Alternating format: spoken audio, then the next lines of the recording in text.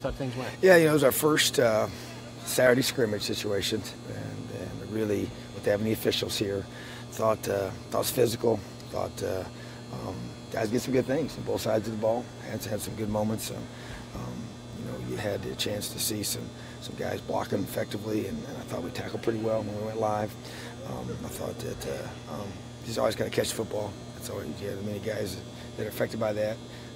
We did get a fumble. So defense, that's a great takeaway. Offense, that's not what you want. But overall, though, I thought the ball was secured well. I was encouraged by our specialist work.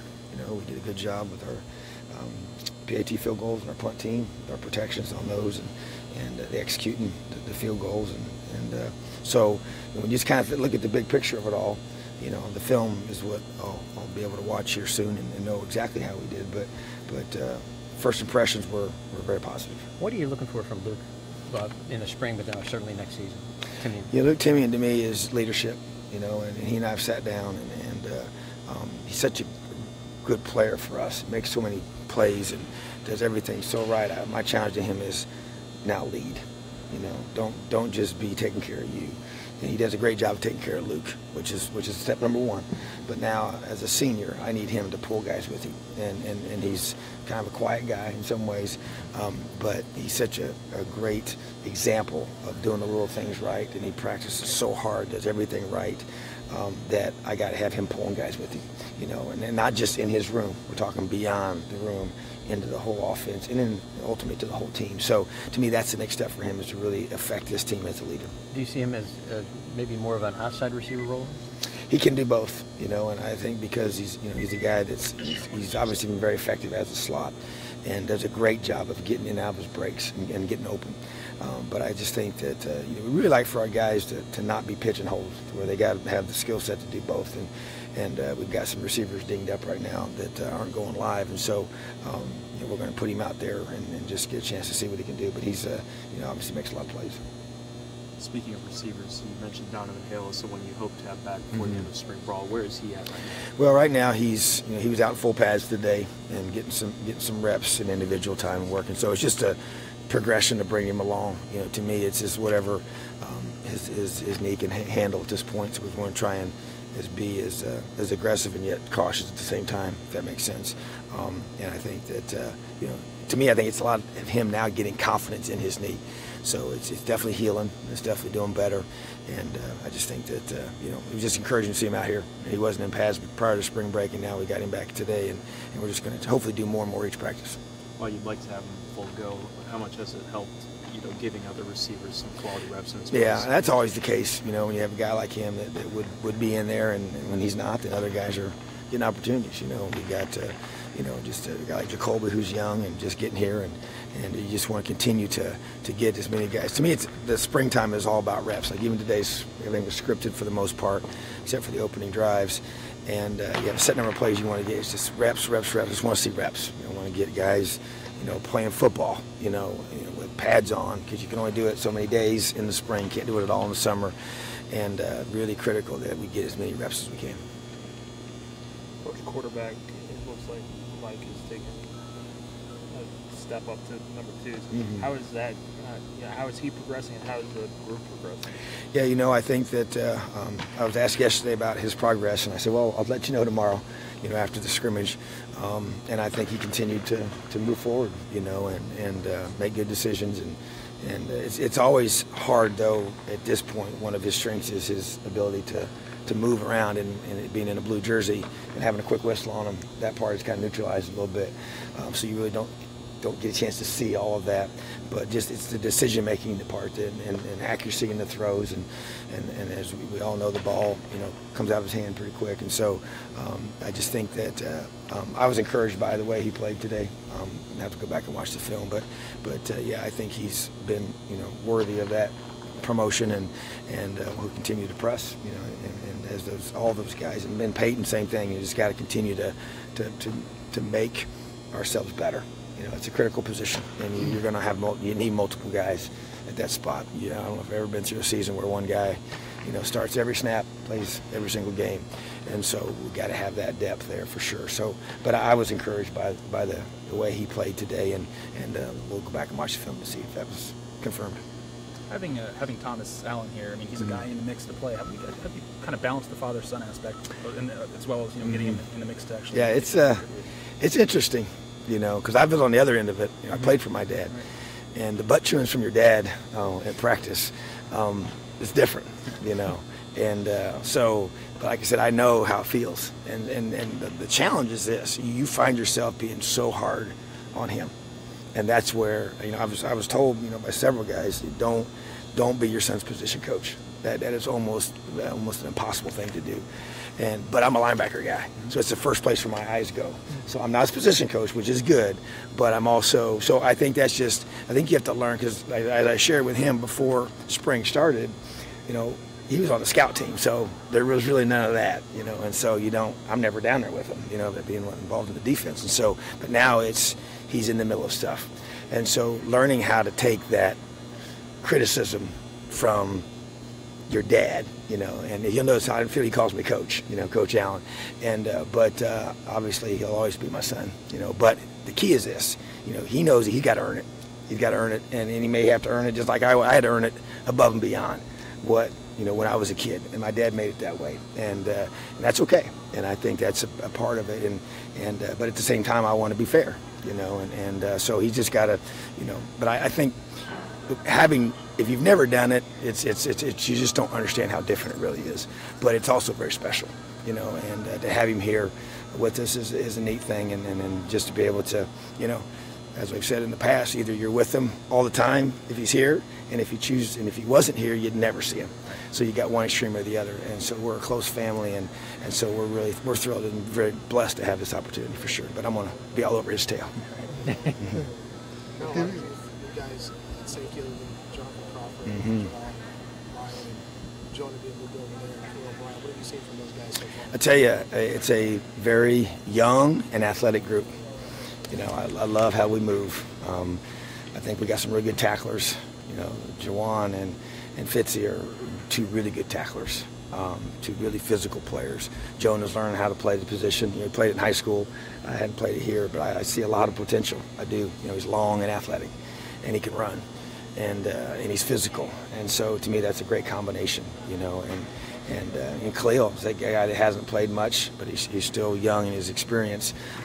Another one, and then having Isaac James over here on defense now. Just the athleticism of that core guys, those three positions, the free, the rover, and the husky, is probably the strength of our defense athletically, and really encouraging to have the numbers and got guys coming. That we're really excited about. So it gives that flexibility to be able to get the best players on the field. And my whole goal is that, we got to have two deep. And to me, it's almost a slash. It has to be that way. And that's what really hurt us last year. We had those, the free safety, the rover, the husky, the Mike, and the Stinger. Those five guys played way too much football. And it hurt us. It really did hurt us on special teams. It hurt us late in the season. It hurt us late in games. And so even a guy like Jonathan Crawford, that's why we've got Juwan Burgess behind him. Jonathan's a great player, but he can't play 85 snaps a game. And we've got to be able to. They have tremendous special teams value, and they have to have late game and late season value, and your body just gets worn down. And so my goal is to be able for us to be two deep, playing and have both guys as the starter mentality at all those positions, and that's what we recruited to. That's why we recruited so many safeties, so many linebackers. And yeah, they're going to be young, but our system is such to where we believe they can learn it and execute it at an early age because of the way it's structured. So, but I'm excited about that group. I really am. Yeah, they're going to make mistakes. They're going to be a little green, but when you got athleticism and you can tackle, then those are two good combinations. What have you seen out of Morgan Ellison, and maybe what are your expectations for him going into year two? He's changed his body. I had a guy that came today, hadn't seen him the whole offseason and he was like, whoa, right away, and was the first guy he noticed. And bigger, stronger, faster, understands what he's doing, and runs behind his pads even better than he did before. So it's, but it's that position, you better be big and strong in this league. And so he's improved himself physically. It's about the mental toughness, the mental discipline of just finding ways to get better every single day. And that's what he is, a young running back. He's got that unique challenge of he had success as a freshman, how do I come back my sophomore year with that same edge, that same hunger that it took me to get where I am? Because he came in with a chip on his shoulder, with something to prove in the fall, and he has to have that same mentality coming into his sophomore season. How about health-wise, where are you guys at? Yeah, pretty good. You're always going to have a few guys dinged up, and you notice Nick Linder's out here. He had to have a surgery, happened right before spring break, and he'll be out the rest of spring, but he'll be fine for the fall. So, but I was really encouraged by the way that that's progressing and the summary of that. So I feel good about him. He's been through this a lot, and so the reps part isn't as big of a deal for him, but he'll have plenty of time to get himself ready for the fall. So other than that, you feel pretty good. We got a couple guys that we're trying to monitor right now to get him squared away. But you just want to be physical, and you want to be able to keep your guys healthy. That's a big balance during spring football. I saw Nick with the brace. Is that the same sort of shoulder injury he dealt with previously? No, it's a different situation. So, but it's one that's I feel very good about. He's going to be balanced. He'll be 100%. Shouldn't have any effects of it. The relative lack of bodies of receiver. Are you trying other guys from running backs out there? Well, we will a little bit, but what we try to do right now is control. We have several guys, if you notice, that they can do certain parts of practice, and so with that part of skellies and things where we're just staying on our feet, then they're getting all the reps in, then we go live, or thud tempo, then we don't let those guys in there. So we're trying to control that and keep from running those guys ragged. Even when we do a certain blitz period, we don't have them run their routes full just to keep their legs fresh. But Mike Majette's a guy that we can put out there as a slot that I think is something. He's got great ball skills. So finding those running backs that have that skill set, I think that's what you have to do. And until we get our numbers up at that position group and get some of those guys healthy, that's probably going to be something for sure. But we gotta get that receiver room healthy, and we got to get the numbers where they need to be. And we're getting closer, but we're not there right now. With Mo Burnham and Peyton Hendershot and Caleb Jones, what have you seen out of them this spring? Where do they fit in going forward? Yeah, I tell you, Mo's really progressing. It's just, you kind of get thrust into a lot of things, and I think he sometimes thinks I pick on him because I get on him a lot, but I tell him and put my arm around him, let him know that, hey, when I'm getting on you, it's because I think you got something special in there. And so I'm trying to press him, and so he's made good progress, and I like what I see from him. He's physical, he's got a little burst to him. Caleb's changing his body. Athletically, strength. He's not very strong. He's big, but he's not near as strong as he's going to be. And he's probably benefited as much as anybody in our program from Coach Ballou and Dr. Ray. So, but I think he's going to be special. I really do. I think he's a different guy. He has really good feet for a guy that's large. And the length he has is different and unique. So, and just love him as a kid. He's everything we want. He's going to do things. He's going to work hard. You just got to keep pushing him. He's still young. He's a guy that sticks out when you walk out here, but he'll have a chance to develop here, and I just like those guys. And who was the other guy you mentioned? Peyton Hendershot. Yeah, and Peyton, to me, he made a play in Thursday's practice in the end zone.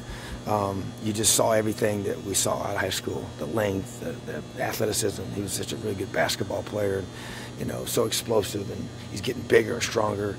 He's got an edge about him. He's got a little meanness to him, which I love, and he can catch, So he needs to. I want to really see him take that next step this spring, and he's definitely doing that, and we need that from this position. It's a position that we know with Ian graduating, there's a void there from that, and I think that group, as a whole group, has probably improved as much as anybody, all three of those guys, and so really encouraging. I just think that Austin Doris is another guy he's maximizing what he has, and being able to get better and help this football team win games.